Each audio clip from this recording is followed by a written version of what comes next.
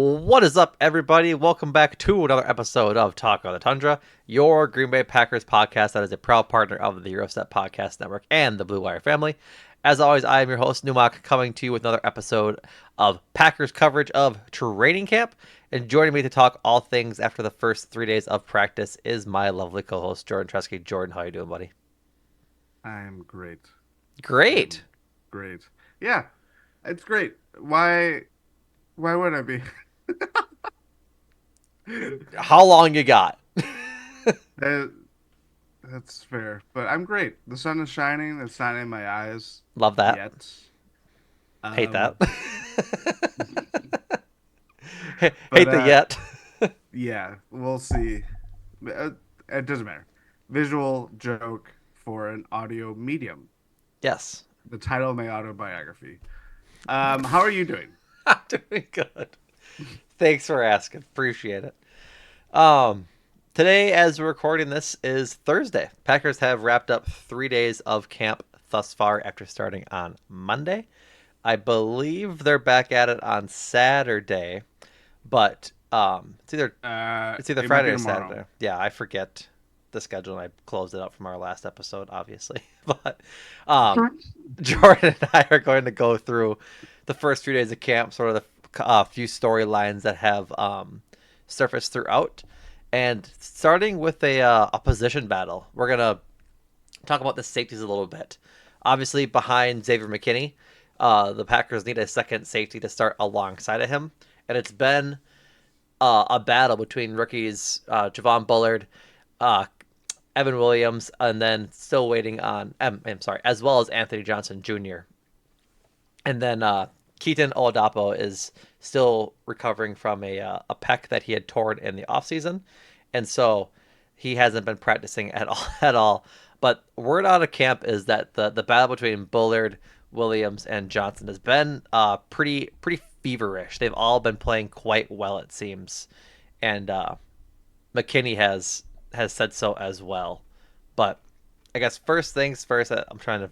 Mike Spofford from Packers.com wrote this article um, about the safety competition. Had a bunch of good quotes in there talking about um, Evan Williams. But I guess to give a timeline, Monday was Javon Bullard's turn. He took reps with the ones, and then on Tuesday, Evan Williams took his turn with the ones, and then Anthony Johnson Jr. also had some work with the second unit as well. But for all intents and purposes, it's been pretty surprising out of those rookies. Um, Evan Williams was quoted to say the coaches had made it really clear that there's a spot that's open. Quote, it's about who comes in and is able to pick up the playbook, do the responsibility as fast as they can, and really be a playmaker. And he followed it up with ending his day on Monday, or I'm sorry, on Tuesday, with an interception. To like I said to finish up practice. So yeah, really good stuff from the safeties thus far in camp. Let me just start with an acronym. Okay. A, B, C. Always be Oh competing. my god. Competition, everyone, is going to be the theme of training camp. What? That was you pulled that one out. I thought you were gonna say covering.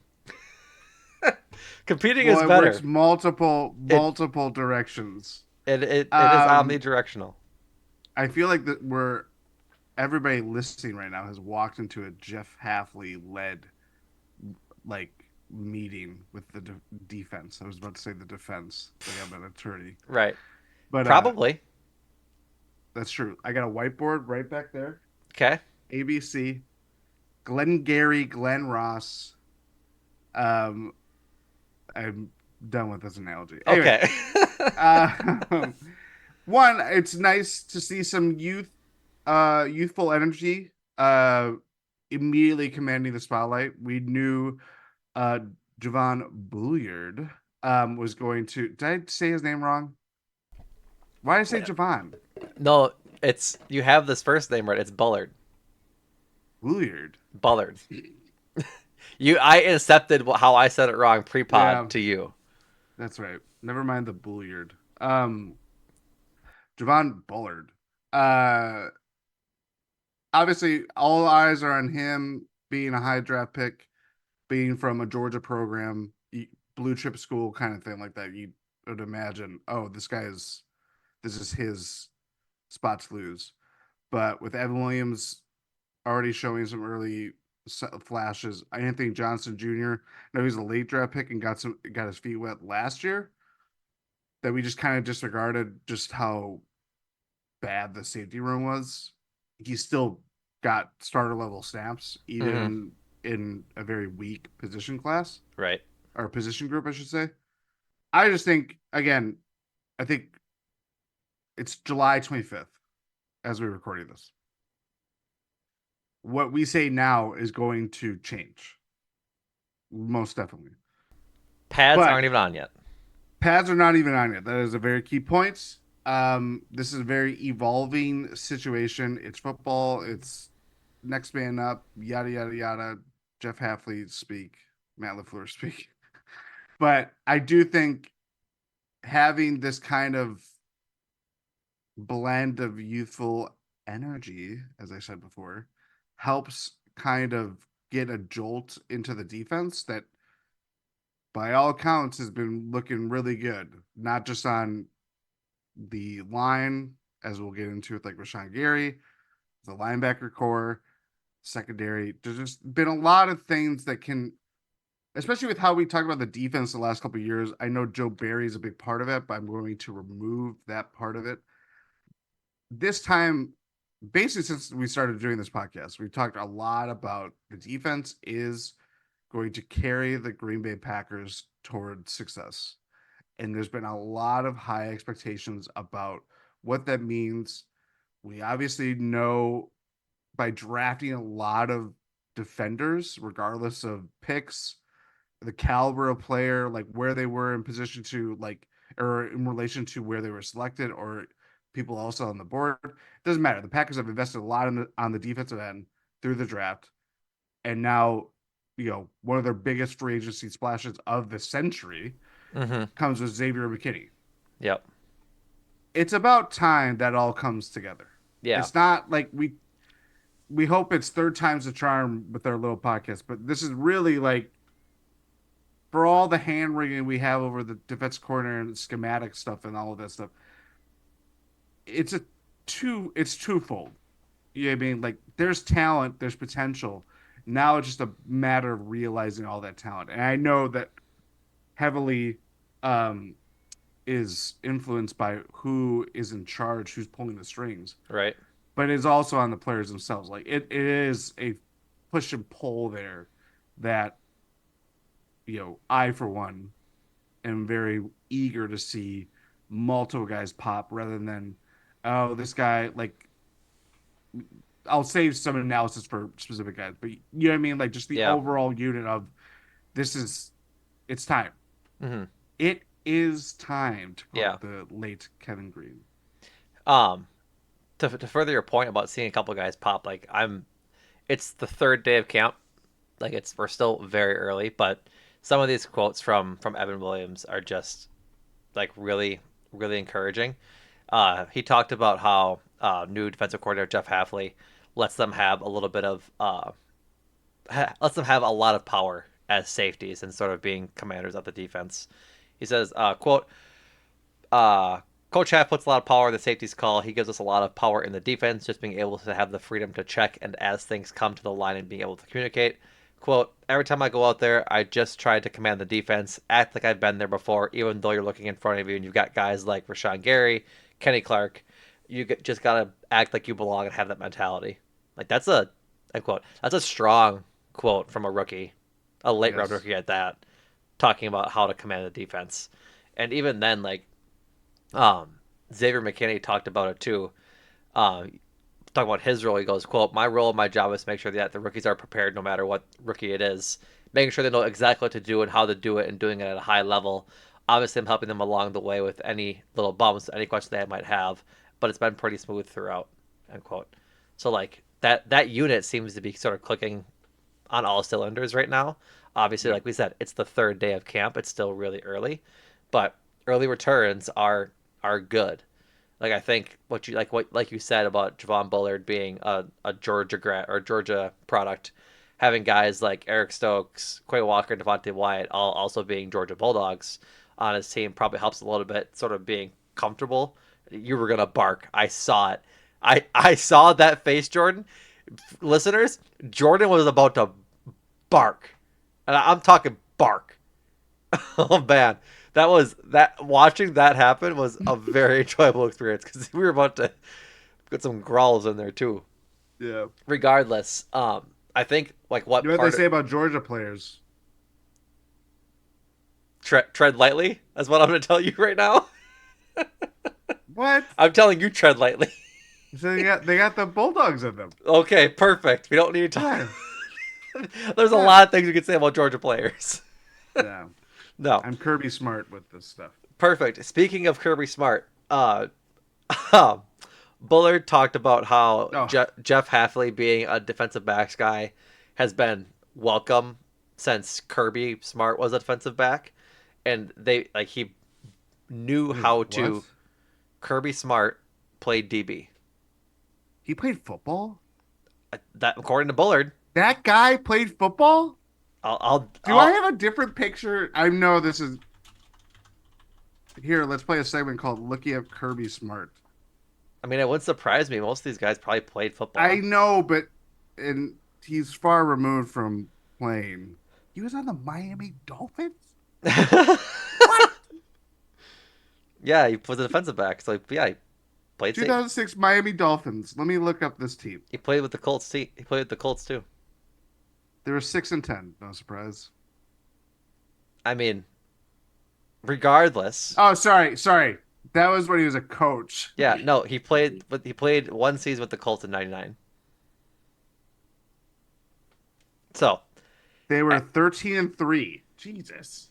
so, Okay. Anyway, continue your point. anyways, with Kirby Smart being a DB guy and knowing how to like talk to DBs and understand the position, he was under good coaching at Georgia, obviously.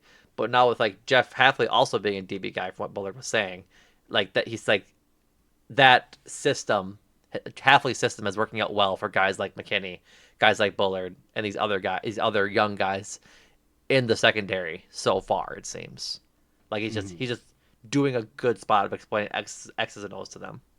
So yeah, it's going well. It seems I'm excited already to see how this goes. Like every year I have a camp darling. I haven't picked one yet, but like just based on what's going on so far at like positions, holy moly, positions of need, seeing like Evan Williams pop would be pretty cool. Mhm. Like obviously Bullard is probably gonna make the team regardless. He's a high draft pick next to McKinney. They probably keep a few of them, and so if he keeps showing out in camp like this, he might earn himself a spot, and that'd be pretty cool to see. I also should note it's usually undrafted free agents that I pick as I my was just saying, I my feel like, camp yeah. darlings. So I'll figure one out. Don't everybody worry. Um, anything else on the secondary, Jordan, or not the secondary, but the safety specifically?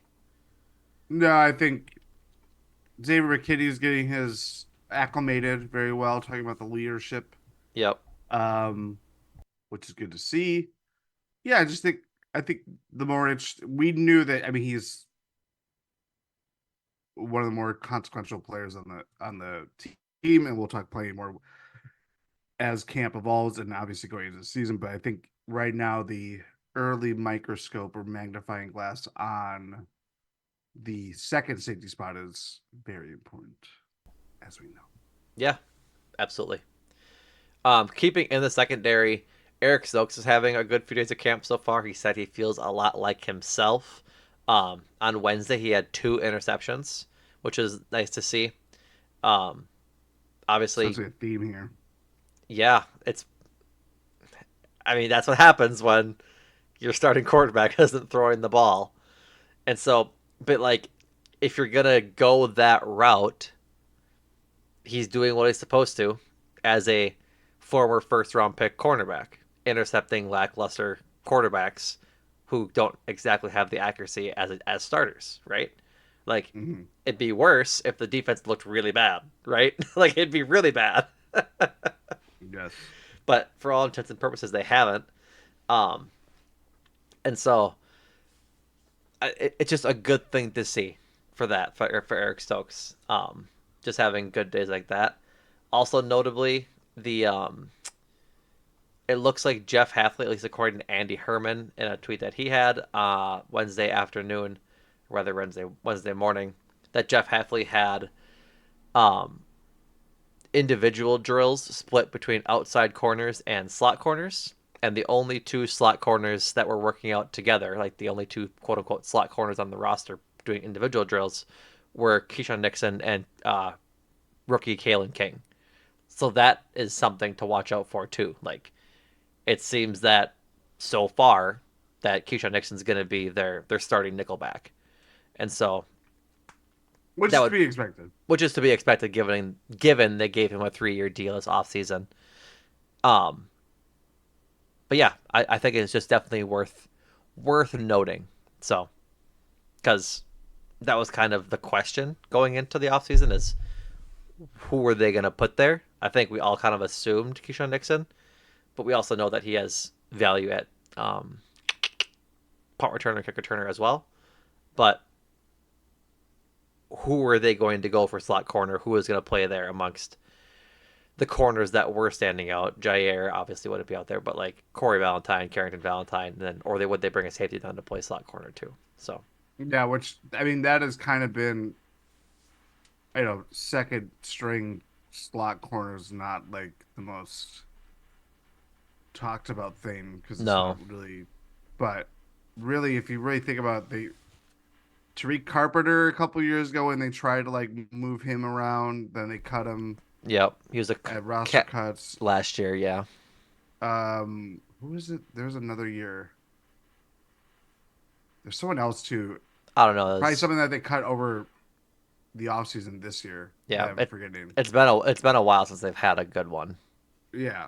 And I mean, this is where this could be where Killing King obviously makes a roster, first of all, but it just shows you the importance of locking up Keyshawn Nixon Right. and continuing for him to develop as a good slot corner because they're as we talked about like at the end of the year and just kind of like thinking back on everything, he had some moments and it's not been perfect, but I think considering where he was the year before, where he was strictly like a specialist, getting him on the field and utilizing his athletic gifts in that way is certainly useful for a Packers secondary that needs more uh sure things clearly. Yeah, clearly. So, um, all right. Anything else in the secondary? I think we're all set to move on. Yeah, I don't think I can think of anything else noteworthy at this point. Perfect. Let's move on to the other side of the ball with the offensive line. It's been kind of what's the word? A rotating door of who's going where, a shuffle, if you may, Shuffle, across the line of who's playing where. Super Bowl shuffle, if you will. Sure. Um, the I guess permanent, not to say permanent, the regulars on the in the shuffle have been Rasheed Walker, Josh Myers, and Sean Ryan have been there kind of regardless of the mix up. And then they've been mixing in Jordan Morgan, Kadeem Telfort, Andre Dillard, and I'm missing somebody. You missed Ellen Jenkins. Elton Jenkins, yes. He had a vet day rest on Wednesday. Or no, Tuesday, Thursday, whatever day it was. He had 1 day of rest this week already. Mm-hmm. So, regardless, I guess going through that, Andre Dillard has not looked good. He's been getting absolutely torched by Rashawn Gary, which is to be expected. It's Rashawn Gary, but it it just hasn't been ideal for sure. He's been getting blown by a whole lot, which even goes back to like what was happening during OTAs and minicamp And Tennessee. and Tennessee. Yeah. Yeah, High hopes. We did not have them for. Sorry to talk like Yoda, but high hopes we did not have them for Andre Dillard, Hmm. and surprise, surprise, he's not really proving that.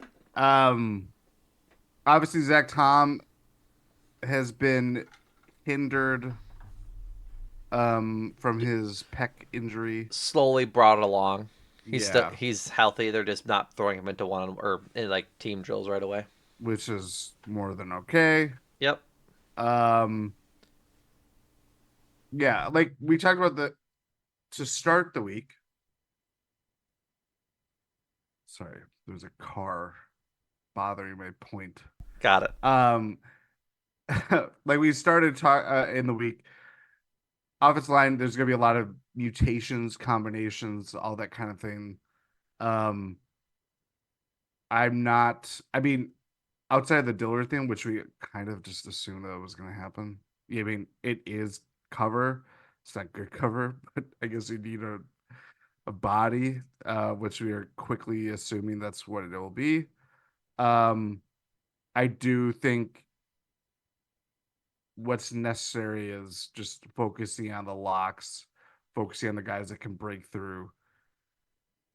You know, it it is. It's not that it's disappointing, but it like for the early returns on Dillard, like this easily could open up for him to be cut, and that's not surprising considering the Right contract that he away. had. Yeah. Well, I maybe not right away, but like eventually, when we're talking about like Oh cut yeah. down, Yeah. if you're just not a positive factor or even it's not like a developing Right. He's player been a that's going starter to for stick a while. around. Yeah, and it's like, okay, well there you go. Like I think that's part of what you'd have to factor in if this is just the Right. going rate with Andre Dillard. So And plus they have guys like Caleb Tanuda and or I'm sorry, Luke Tanuda and Caleb Jones who are both developing with the Aiden Packers. Telfort got Yeah. some Yeah. looks. Yeah, he got some looks on Wednesday. I'm sorry, Tuesday. Nope, I was right, Wednesday. Of just like figuring out um how to slot in. He talked about it with Zach Cruz of Packers Wire, and he said, "quote It means a lot. I'm somewhat getting noticed now, just taking advantage and going day by day. So like that's kind of what she's got to do as a guy who's an undrafted free agent last year, and then it's on the practice squad all of last year. Yep. And I think, like you said, it opens up spots for guys like Telfort to get some run when you don't play well. Like I think they'd much rather take a chance on Kadeem Telfort being good than trotting out Dillard and just seeing him get blown by every play. Yeah. And really, like this is whether we talked about these guys for a while, like more so Caleb Jones and Luke Tenuta, but they have these young crop of unproven offensive linemen Mm-hmm. that, with a little bit of patience and development, you'd imagine that they would want to see a little bit more from them because they are obviously not risk, but they're more risk in a development sense that they are worth the year or two to kind of like redshirt them, which is basically what they've been doing. But yeah, eventually you just want to see something like pay off with one of those guys. So whether it's Telford, whether it's Jones, whether it's Tenuta, outside of the kind of core linemen that we expect to see for much of the year, I think it'd be nice to see them kind of flash in these kind of scenarios. Yeah, absolutely. It is worth noting that Caleb Jones is still on the PUP list, the physically unable to perform list with a hamstring injury, and Luke Tenuta, who missed last year with a, I believe, ACL injury, I um, think so too. took snaps with the twos on Wednesday. So they're all getting some run. Well, not all, obviously, just like Caleb Jones isn't, but I mean, they're gonna try and find their best set of linemen, right? Like as they always do and as they always should. But Jordan Morgan played left tackle in college, but the Packers are playing with him around at guard, like we said, to try and find their five best linemen. And then on Wednesday he got first team reps at right guard. So, like I said, they've been trying to move everybody around, figure out um, what the plan is, who's the best one out there, and Zach Cruz makes a good point that um, Telfort has a chance to be like Yash Nyman, who was an undrafted free agent a few years ago, spent his first year on the practice squad developing, and then made the team his second year. So Mm. if he can follow in those footsteps, that's good. And then what he does after he makes it, if and when he makes a team, is where is what is to be decided. So all right, couple other things as we bounce around. I guess we're done with the line. Anything else to say with them? Yeah, I Okay. think for now I mean, we'll probably continue touching on it. Oh yeah, for sure. Um, couple other things out of camp. Jaden Reed returned to practice on Wednesday, coming off Woo! of the non-football injury list from his toe that he had stubbed or whatever he did to it. So that's good news. The I think it was Tuesday, if I'm not mistaken. Absolute downpour of rain for Yes. Packers training camp, which was a good opportunity to practice in less than ideal conditions and see how everybody fares. I don't think you glean a lot from a day like that, but I think it's important to have those conditions around at some point so you can How see. did the kickers do that day? I think Anders went 6 for 6. I think he did. Yeah, I think Anders went 6 for 6, and then something else. So the what's his name? Greg Joseph, I think, went 4 for 6 or 5 of 6. I forget which it was, but I think that first fella was the worst, either tied with Greg Joseph or behind by one with Greg Joseph. I forget what the numbers were, but I mean, if Anders can kick in the rain, you'd sure hope he can kick in the clear. So good start for him.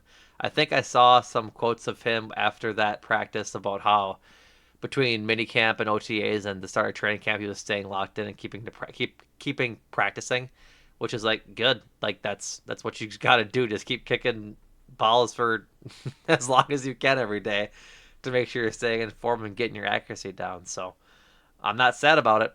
That's for sure. Yes, and to your point, just look at the schedule. We know Lambeau, they can have a downpour every once in a while, but they play in Jacksonville. They play in Seattle. There's some games where they could, you know, meet with Mother Nature. Get some rain. Yeah, I mean, probably. You can't predict the weather, but regardless, you never know. And they're going to Brazil. You never know you what never the know. weather may bring there. Sao Paulo. Monsoons, humid weather, all that stuff. um, the other big thing, I should say big, but one of the things out of camp is AJ Dillon has looked really good for all intents and purposes from a bunch of people out of camp. He looks a lot more, Visually, you could tell. yeah, he looks strong. There isn't a lot of body fat on that body of his right now. He's cut from marble. That AJ Dillon. We've known that for a Mhm. while, but he looks lean. He looks good, and I think just in general, he's impressed a few of the coaches, including Matt LaFleur, just over the course of these first three practices. Which, like, I'm all for. We want to see AJ Dillon succeed, right? Like I know both of us were probably thinking he was gone after this off season, considering we were hoping they'd keep Aaron Jones, and then I was hoping they'd run Emmanuel Wilson behind him. But then Aaron Jones leaves, Josh Jacobs comes in a similar situation, so they keep their power back with AJ Dillon behind some of more of their finesse runner with Jacobs. I haven't seen much of Emmanuel Wilson in training camp thus far. I haven't seen anything really spoken about him, so who's to know how he's faring that way. But yeah, AJ Dillon being a better back than he was last season would would do wonders for this team, right? Like it'd be pretty crazy if he was significantly better than he was last year. It just elevates Yeah. the run game so much. Yeah, this is year five, and really, I think there's nothing more. I mean, from our perspective, there's nothing left to lose. seeing where AJ Dillon can go. There's certainly a lot for him in terms of what he could lose because this is could easily be a um, make or break kind of point in his career where he just kind of once he leaves Green Bay, if he ever does, he could just hop around and just kind of fade out. So it's good to see one just the kind of anecdotes of how he's changed his diet and like his regimen and all that stuff. But you know, I don't want to be on this podcast talking about it in September. I'm like, well, he's a slow starter. Look at those splits. Yeah. And it's like, you know what I mean? Like, that's where it's like, I don't want to have the same AJ Dillon discussion. No, I'd rather not, frankly. Yeah. That'd He be could be a useful player to this team, and he's had moments and stretches of being that. But now it's, you know, with Josh Jacobs ahead of him, there isn't this expectations of like, oh, he's the number future number one running back like that. We're way past that kind of talk, but it'd be nice for us to kind of be like, hey, AJ Dillon's having a good year, kind of thing like that, and just talk about it with no expectations attached. right. Yeah, I'm all for it, frankly. Um, Another point to talk about, jumping back over to the defensive side. Rashawn Gary really likes the 4-3 defense Jeff Hafley is running. He said he feels a lot more explosive coming out of his 3 point stance rather than the 2 point stance he was using in the 3-4. Um, if they're getting Rashawn Gary firing off the ball like he wants to and he's feeling better, it might be a lookout league. Like LOL. that's oh my god. That's scary because he was already doing pretty good last year. Obviously, got his extension. Expectations are higher for him now as just a top player on a defense, getting paid top money, et cetera, et cetera. But yeah, if they can get his hand in the dirt and start firing off on quarterbacks, it's going to be scary hours. That's right. It's also nice to. I mean, for him, we're not going to talk about him, you know, with any, you know, hopefully injury restrictions or anything like that. This is his first fully healthy year since 2022, Mm-hmm. or going into year since 2022. So yeah, like as much as he did trail off as the year went on, which I guess that's not a surprise considering that you make immediate impact on less reps, and then the more reps you accrue, get a little bit more wear and tear on a surgically repaired knee. It's not going to look as good. So now it's just a matter of putting things together and really, you know, taking control of this defense because I think, you know, one, Packers made the decision to extend him and give him big money, but he just has the talent to do it. He could be really, really special. And we know that. For sure. Like his his skill is evident when you see him get home. Like he's got the moves to be a top edge rusher in this league. And I Yeah. think that's like what we want to see out of Rashawn Gary. Yeah. Obviously, right? And so he had a good year last year, like coming off of his ACL injury, but I think like this year is where you really want to see like Rashawn Gary take that next step and be absolutely like dominant. Just that consistency. I think that's what it Yep. is. It's not like putting a number to like his sack totals, but it's like it's the entire package. It's consistency. It's being a run stopper, which Mm-hmm. we've seen fits and starts there. Yeah. Just being a different level of talent that he's shown in flashes, but like really putting it together, especially under a new D coordinator. Right. Exactly. Exactly. Um Anything else, Jordan, on the players practices so far that you've seen? Anybody want to talk about, or do we need to touch on the elephant in the room? Um, I don't think I've seen anything else that would be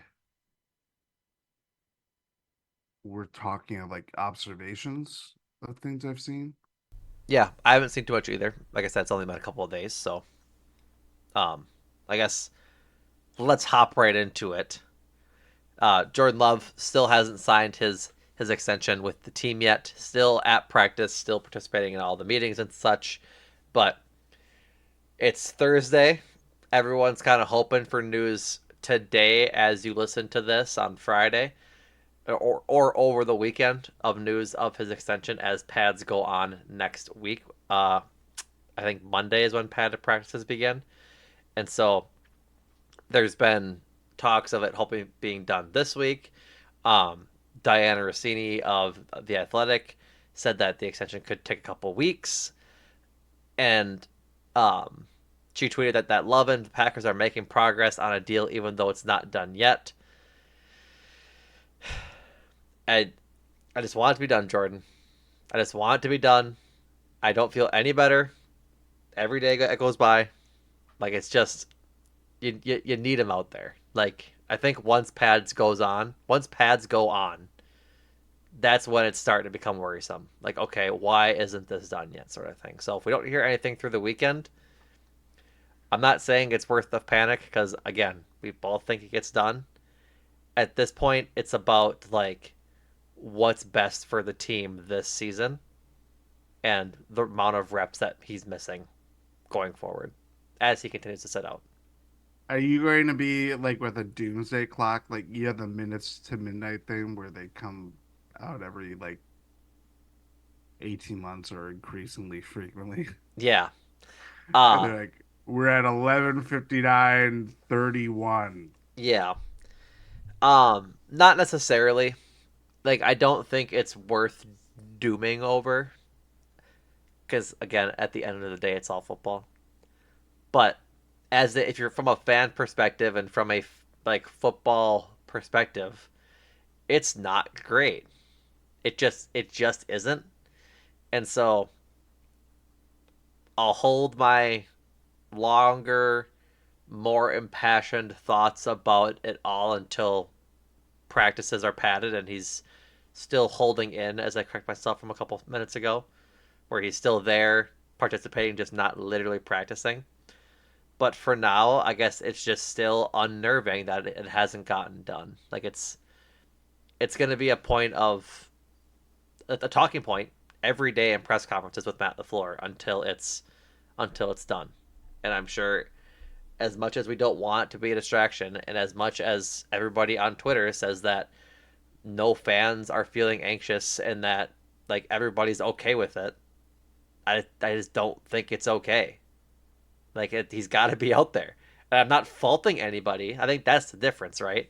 No one's at fault here. Like everyone who has reported on it said that both sides want the same thing. Jordan Love wants to be a Packer. Packers want Jordan Love. That's not The the both sides issue. have agreed to this Yeah, too. right. And so it's just a matter of hashing out finer details, guaranteed money, I'm assuming years um attached to all that guaranteed money, all the finer stuff. But at some point it just has to get done and it it's hurting the team the longer it doesn't get done. And I'm not again blaming anybody. It's just a statement of fact. Your quarterback isn't getting reps with the receivers, isn't getting timing down, doesn't know all the nuances of the line and all the receivers like obviously route running nuances. Defenses aren't getting practice against a starting NFL quarterback to fine tune all of their skills. Like for as much as it's good to get your reps in on lesser quarterbacks like Sean Clifford, Jacob Eason, and Michael Pratt, that's all well and good until you have to go out week one and play Jalen Hurts or play the number of other talented quarterbacks they're going to play this season. They need to get game reps in as soon as they can. And they're just not getting that with those lesser QBs throwing the ball. So it does hurt the team. And I'm not trying to be a dickhead about it. Like I don't want to be what's the word or what's the phrase? I don't want to cry wolf here. I don't want to say it's raining meatballs, but it's just it's not good. And that's all there is to it. There's no ifs, ands, or buts. it's not good that he's not practicing. Yeah, I mean, I feel like I'm very close to where I was on Monday. I think for all this talk of like, a lot of people know where things stand. That is the thing, and that for an organization like the Packers, who tries to keep things close to the vest, um, it's going to be different when it becomes franchise changing, face of the franchise changing, I should say, money to Jordan Love. It's a quarterback. This is what happens, and yeah, I think we just this assuredness, whether it's like insiders or the beat writers themselves, just taking the temperature of this since kind of the shock of it from Monday morning, and nothing's really changed in that sense. I mean, Adam Schefter hat tip to Justice Mosquito from Acme Packing Company, but he transcribed a recent appearance that he had on ESPN Wisconsin slash Milwaukee, whatever program it was. Um, but he mentioned like this could take us no one be somewhere along the lines like he put a target date of like Labor Day, which I feel like a lot of people would go apoplectic for if it went that long. Like that's literally Yeah, all training camp. yeah, it'd be horrible. Um, that'd be horrible. That'd be 3 days before their or 4 days before their season opener too. So yeah, I think I don't know. Like I'm just not whether to use a football analogy, whether we're in the red zone on the 20 or it's at the 5, whatever it is, like there is a general feeling that no one can shake that this feels like it's more likely to get done. Just when does Gutekunst and Russ Ball and all these people like look at Sean Clifford taking the bulk of training camp snaps and throwing picks at every freaking person they can find? Right. Yeah, I mean, like that's where I think to your point is like, I'm seeing a lot of Sam Darnold's connecting to all these Vikings receivers. Meanwhile, the Vikings corners are awful. Like, yeah, I mean, like, Yeah. let's be honest of what that also means. Like, we can say the defense is winning. They're winning against a second string quarterback. The only quarterback that matters on this team is not signed a contract extension, and therefore will not be practicing until he does. Like, that's the only. As much as this is the time of year to get talk about guys that probably like half of these guys will not make major contributions Right. over the course of the football season. Right. Hopefully, it's less. But yeah, I mean, like this is their time to make a roster. This is their time to get some looks and maybe parlays into something bigger. But when it comes to the quarterback position, there's only one person that matters, and Mm-hmm. he's doing everything possible to not jeopardize his future. And I am It, totally with that. right. But It's the until then, right thing to it's do. not gonna. Yeah, and but until then, I'm not gonna really care about what I do think that affects how I will view training camp until that is done. To be honest, Yeah, probably. At least on like the defensive side of the ball and how they're playing. Frankly, like if guys can are good catching balls I don't and think it's making just that. athletic I think plays, well, it's like the bird's eye view of everything. You know what I yeah, mean? I guess.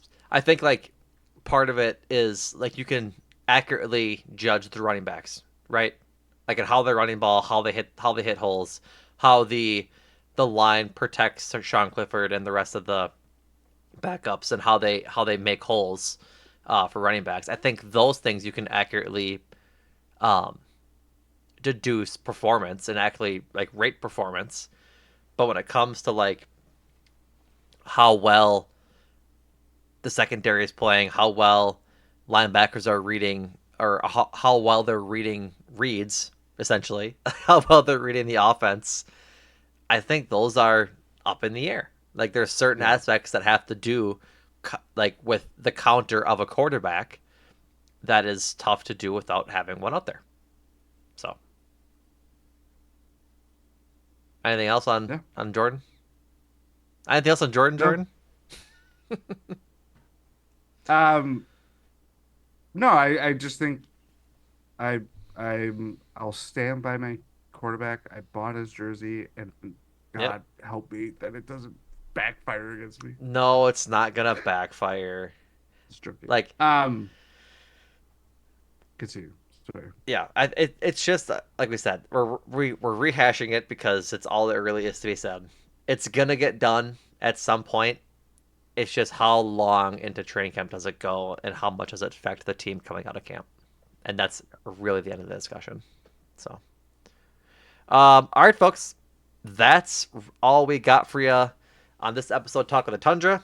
A little bit of a short one as camp gets started. Packers are back at camp on Friday today as you're listening to this. Um, hopefully, we next time you hear from us early next week, possibly over the weekend, is for the news of a Jordan Love extension. Jordan is pointing his red pen at me. Oh, he's signing his contract. Got it. Got it. Got it. Um, so in the meantime, folks, check out gspn.info to subscribe to all things Eurostep Podcast Network and subscribe to the premium Substack where you can watch all of our GSPN premium After Dark videos.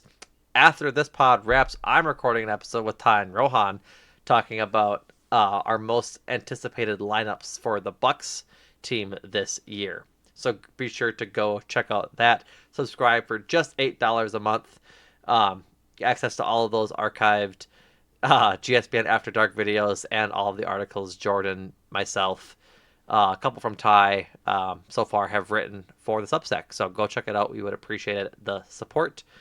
Go check out all the regular pods, Eurostep on wherever you find your podcast, and Win in Six.